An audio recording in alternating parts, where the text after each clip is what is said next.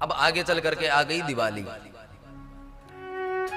प्रातःकाल कन्हैया उठे तो कन्हैया ने देखा कि भैया बड़ी भारी तैयारी चल रही है, क्या चक्कर है। तो जाकर के मैया से पूछा, मैया ये बढ़िया सुगंध कहाँ से आ रही है। मैया बोली, लाला मोए फुर्सत ना है, जाकर के बाबा से पूछ ले। बाबा से जाकर के कन्हैया ने पूछा कि बाबा ये आज बढ़िया बढ़िया लपट उठ रही है भंडारे से, कौन सा आयोजन होना है। कथ्यता में पितः कोयम संभ्रमो व उपागतः किम फलम कस्य चोद्देश कीन वा साध्यते मखः। बाबा मैया कह रही है कि अपने घर में आज जय जय होएगी, कौन की जय जय होएगी। बाबा कहते हैं, लाला देवताओं का स्वामी जो इंद्र है उसको हम दीपावली के दूसरे दिन भोग लगाते हैं, और जब हम भोग लगाते हैं तो वर्षा करता है, और वर्षा से अनदन होता है, गैया चरती है, खूब आनंद से हमारा जीवन यापन होता है।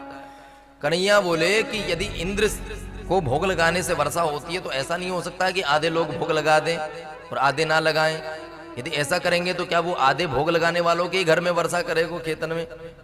बाबा का तो माथा चकरा गया। बाबा बोले, लाला मैं तुम्हारी जितनी बात तो नहीं जानता, तुम बताओ क्या चाहते हो। कन्हैया बोले कि ये इंद्र को किसने देखा है, आज तक आपने दर्शन किए। बाबा बोले, करते दर्शन तो नहीं किए पर हमारी परंपरा चली आ रही है पुरानी।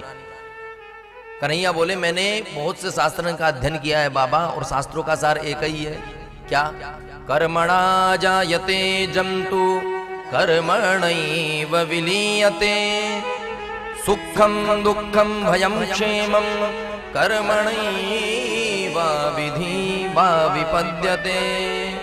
जो जैसा कर्म करता है उसको परमात्मा वैसा ही फल प्रदान करता है। इंद्र बीच में लेबे देबे बारो कौन, कहां से आ गए हो भैया।